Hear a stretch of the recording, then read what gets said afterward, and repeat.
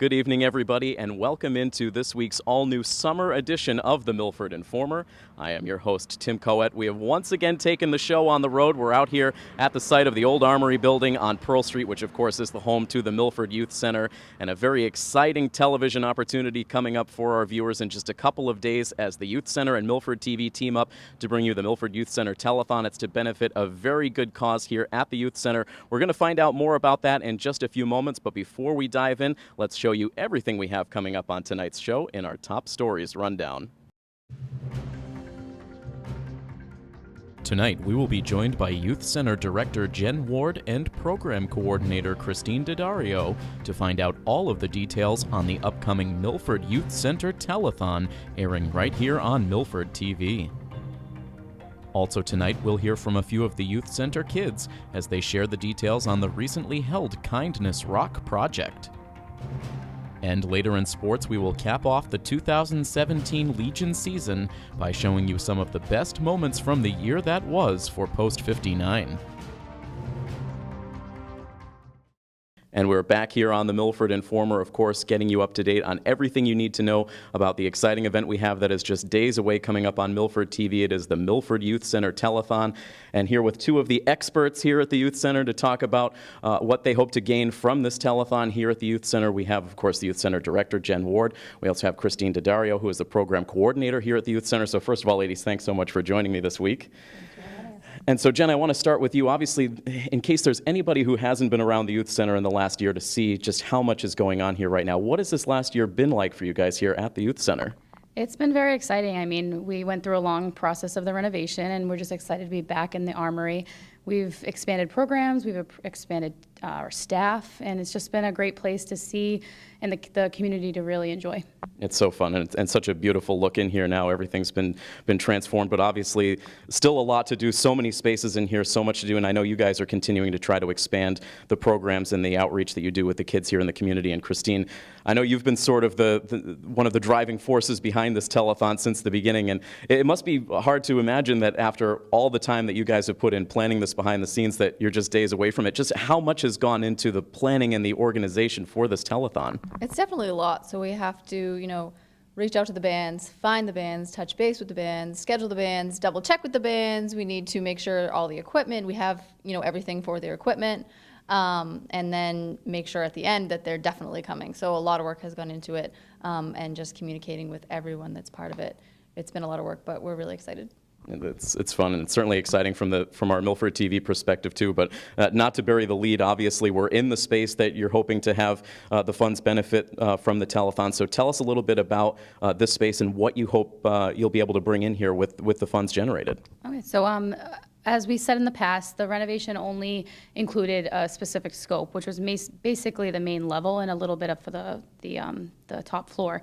So the basement, we have two spaces. Where one we're in is actually going to be hopefully a future dance space, and the one behind us is actually the proposed spot for the music space, multi-purpose media space. So again, we just want to raise funds so that we can have these programs offered to the after-school members and the community that uses this youth center.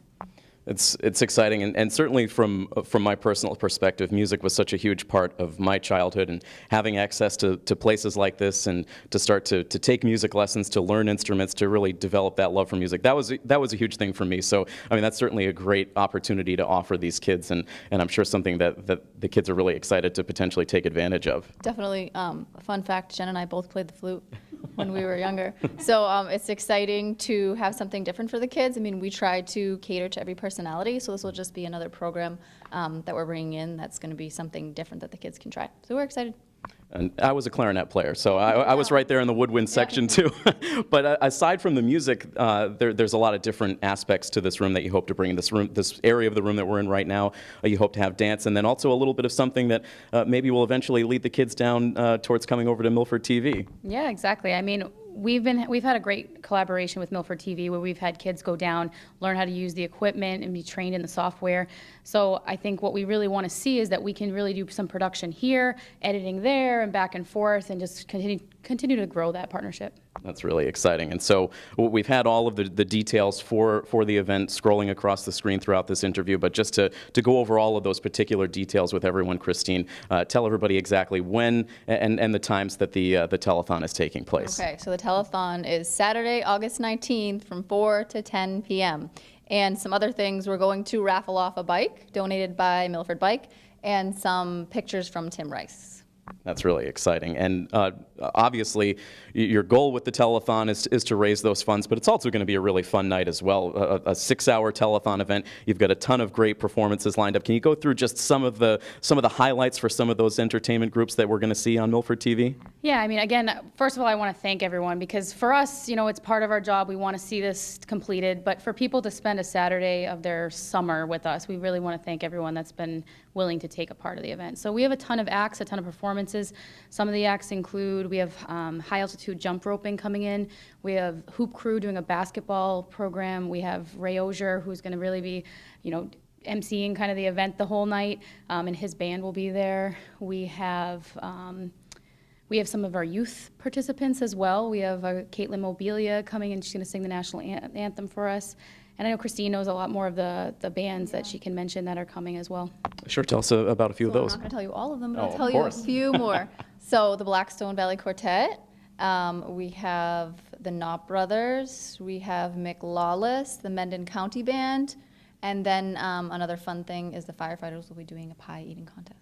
Oh, wow, that sounds like a lot of fun. And I'm sure the kids here at the Youth Center have probably been really excited kind of working with you guys behind the scenes as you've gotten things organized. Yeah, it's more so the summer campers have known more about it and the JAG Youth Council, but they're definitely excited to see what will happen. Well, that's great, and we're certainly excited about it on Milford TV as well. So again, coming up on Saturday, August 19th from 4 to 10 p.m. You can watch the telethon live right here on Milford TV, Comcast Channel 8, Verizon Channel 38. You can also stream us live on milfordtv.net or take out your mobile device, use the live stream app. So a lot of ways to tune in, and of course, 3 very convenient ways to donate. You can text in those donations. Again, all of the information at the bottom of your screen right now, a call-in number, and also an email address as well. So lots of ways to donate, and we certainly encourage everyone out there, take the opportunity, donate some money, a great cause here at the Youth Center and a great program. And as you guys continue, you have so much going on here as we've talked about, but really trying to give the kids here in Milford just a great, well-rounded experience here at the Youth Center, and this is just a great way to continue that effort. It is, and again, we cannot do it without all the people that have helped out. Again, huge thank you to Milford TV. Thank you to the United Way of Tri-County, who is allowing us to use their mobile cause device to actually raise the funds. We had Signs Plus donate the sign for the banner that we have out on Route 140, and the organizations that have donated to us and really are showing up. So again, thank you for allowing us to provide this space and this opportunity for the youth of Milford. Excellent. So again, August 19th, make sure you tune in the meantime. Jen, Christine, we thank you so much for taking the time to join us. And now to give you a little bit of a sneak peek as to some of the things that you're going to see during the telethon, recently our Milford TV crew and also the kids here at the Youth Center participated in an event called the Kindness Rock Project. We had a great piece put together for that, so we're going to show that to you right now. So one day at the youth center we were doing arts and crafts, and we painted these rocks with kind words and nice colors, and we put them on the bike trail so the people who are coming by, they can pick up one and give it to a friend who is sad. It's for to spread around kindness everywhere. The rocks are for people, so if they're having a bad day or if their friend's having a bad day, they can get them and give it to them. What did you put for a kind word on your stone? There was a pink one and a blue one. On the pink one I was trying to say you're beautiful, and on the blue one I didn't know really what to say, so I said you're amazing. Mine said you can make I can make a change, because whenever I hear that I feel like I can, and I feel like I have the power to do it. It gives you some motivation, doesn't it? Yeah. I like that. I love how people wrote inspiring things on it, like saying have a nice day, peace on earth, things like that, and I think that really helps everybody. 1, 2, 3, Milford Youth Center!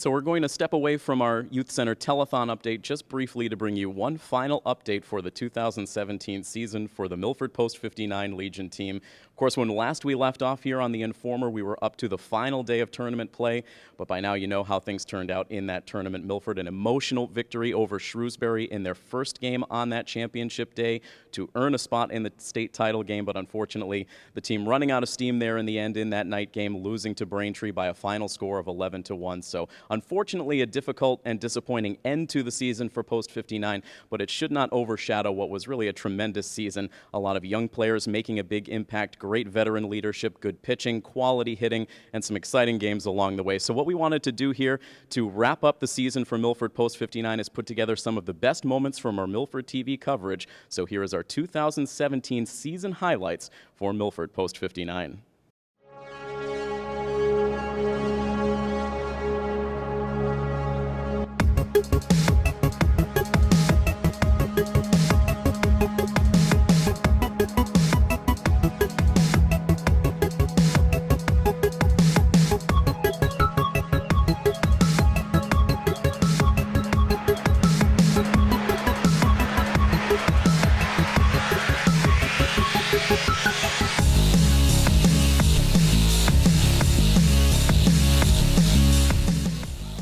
As Reynolds slaps his ball out to left field, down for a base hit. They'll wave wild around from second base. The throw from left field is going to be cut off.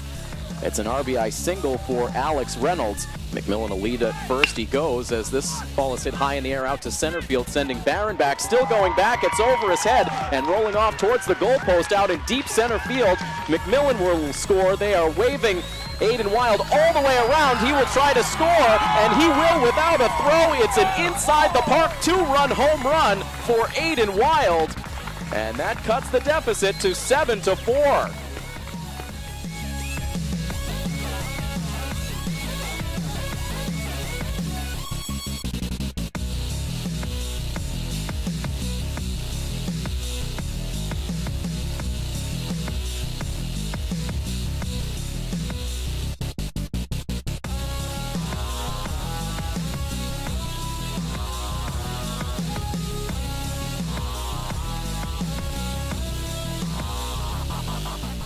Next one on the way from Farrell is shot back up the middle. A rangy play for Sanchione. He dives, the throw to first base, and he gets it there in time for the out. A head-first dive from Flores diving into the first base bag, but Sanchione just able to get the throw there in time. And what a tremendous play for the Milford second baseman, diving far to his right. Had to cover a ton of ground just to keep that ball on the infield. Sage Bray sends one out to shallow center field. Out goes Dawson McMillan. He slides with his back towards home plate and is able to make the catch.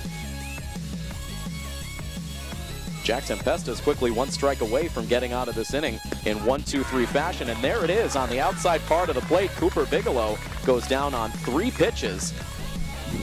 Here's the 1-ball, 2-strike pitch, and it is swung on and missed for strike 3. 2 Ks in the inning for Jonathan Rice. He sets them down in order once again, and in desperate need of a pick-me-up from the young first-year player, Alex Gunfriday. And now Gunfriday's 2-2 pitch, and that is on the outside corner for a called strike 3.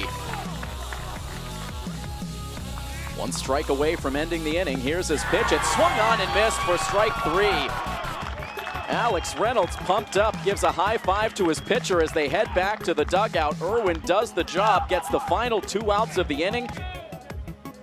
Masick winds and fires, and that is in for a called strike 3. Tall right-hander, and he waves and misses at the pitch from Masick, and tosses the bat over towards the on-deck area in frustration as Masick comes to the set. The runners go. The 0-2 pitch is swung on and missed for strike 3. So Masick able to strike out the side for the second time in the game.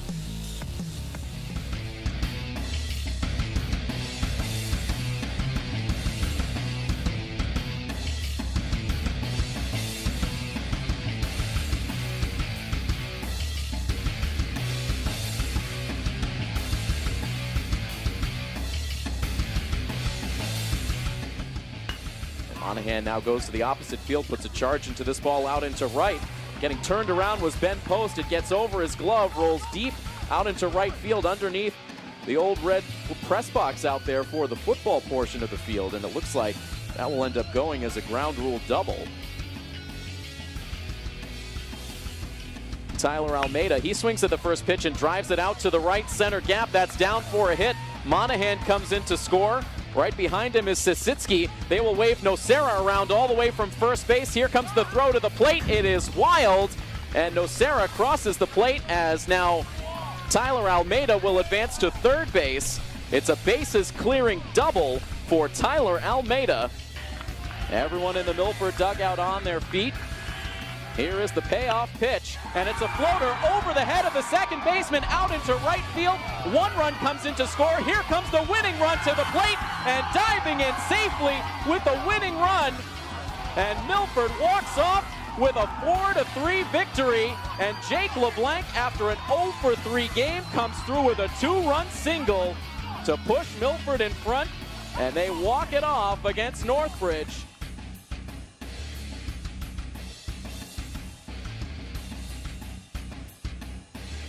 Farrell jumping ahead of Matt Felicio, 1-2.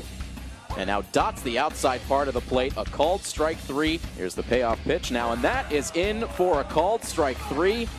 Papandrea tossed the bat away as if he had worked the walk, but gets the bad news. Fiorelli now ready to see that 0-2 pitch. And it's swung on and missed for strike 3. Went after a high fastball. Here's his 2-2 pitch, and that drops in for a called strike 3. And there is strikeout number 12.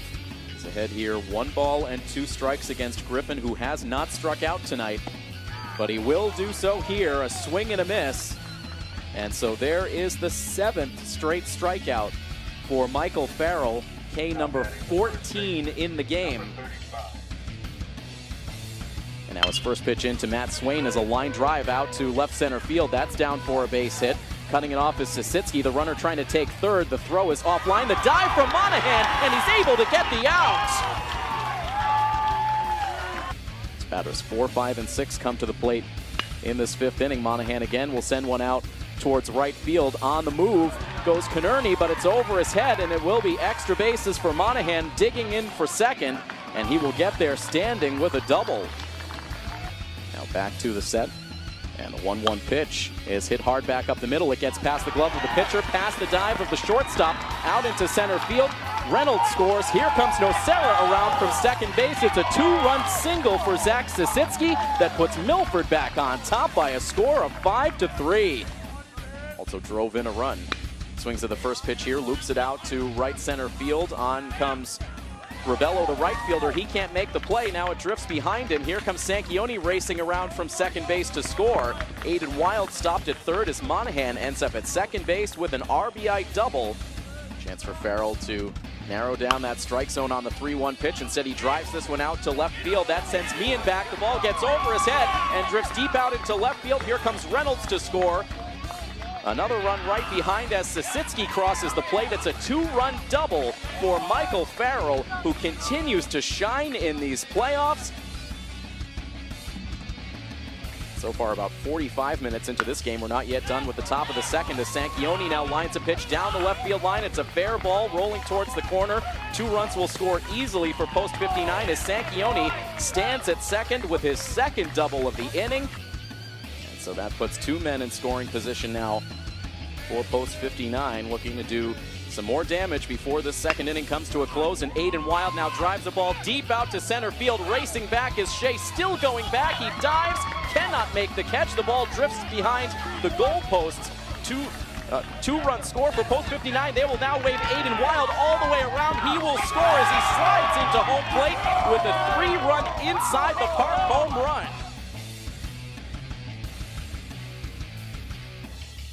Threatening right out of the chute here in the top of the first. The next pitch is hit hard out to the gap in left center field. That is over everyone's head, rolling deep into the gap. Sanchioni rounding third base. He will score. They will wave Sean Rebello to the plate. It is a 2-run double for Aiden Wild, picking up right where he left off on Sunday. And just 3 batters into the game, post 59 takes a 2-0 lead. Tyler with 4 hits so far in these playoffs and 16 at-bats here. He hits one hard out to right field down the line. That's a fair ball, and it will be extra bases for Almeida as he hustles down the line towards second, and he slides in safely with a 2-out double. Here's the payoff pitch, and it's a line drive out to left center field. That's down for a hit. Sisitsky will come in to score. Here's Nocera racing around third base. He will score as Farrell is down to second base. And just like that, Milford is able to jump back on top. They now take a 5-4 lead. Northampton runners leading off of every base. With 2 outs in the 9th inning, here is the pitch, and it's swung on and missed for strike 3. So Nocera comes out and slams the door with a strikeout of Derek Zawinski, and Post 59 will play on once more in this state tournament. Here is the next pitch, and it's hit hard down the left field line, and it stays in fair territory, hugs that line. Monahan crosses the plate. Here comes Reynolds digging for home. He will score, and LeBlanc comes through here in the 7th, a 2-run single to open up a 5-0 lead for Post 59. Sisitsky look over towards first base. Now here's his 1-2 pitch, and it's swung on and missed for strike 3. 2 Ks in the inning for Sisitsky. He has 2 outs now in the inning, and this pitch is sent right back to the pitcher's mound off the bat of Joe Vanelli. And a throw to first base, and just like that, the inning comes to an end. He comes back to the set. And the 0-2 pitch is swung on and missed. 2 Ks in the inning for Zach Sisitsky, now 4 on the evening. Back to the set. The runner holds on the 3-2 pitch, which is bounced slowly back to the mound. Sisitsky gobbles it up, and he'll send it underhand to first. And without question, you're about to hear a rousing cheer for Zach Sisitsky. And the Milford fans right now letting them know what they think of his performance here tonight. An outstanding performance from Zach Sisitsky. And his 1-2 pitch hit hard back up the middle, gets past Irwin out into center field. They'll wave the runner on towards the plate. Here comes the throw from Sean Rebello to the plate. It's there in time, and the runner is out. And Aiden Wild sending this ball out to center field. That's going to get over Twitchell's head and roll deep out into straightaway center field. 2 runs will score for Milford as Wild flies around the bases. He will end up at third base. He slides there safely with a 2-run triple. And that opens up a 5-0 lead for Post 59. Here is the 2-2 pitch, and it's waved at and missed for strike 3. Now he is ready. The payoff pitch is in for strike 3. Back-to-back strikeouts for Michael Farrell to end the 2nd inning. Here's the 0-1, and it's a line drive out to shortstop, gobbled up by Sanchioni. Gets the out at second, and his throw to first is in time. And Sanchioni able to turn a 6-3 inning-ending double play. His 1-2 pitch is hit in the air out to center field. Calling for it is Rebello. He settles underneath. He makes the catch. And despite a bit of a rally here in the bottom of the 9th inning for Shrewsbury, Milford is able to finish the job. They walk away with an 8-3 victory. And Milford upsets the defending Massachusetts state champs.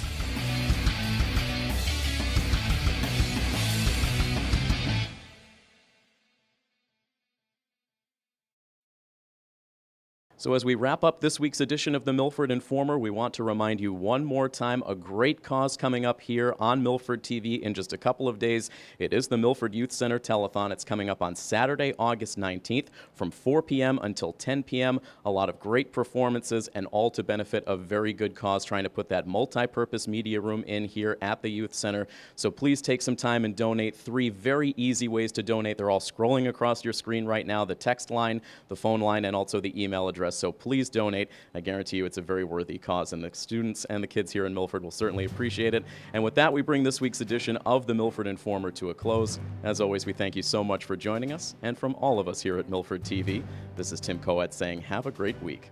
So long, everybody.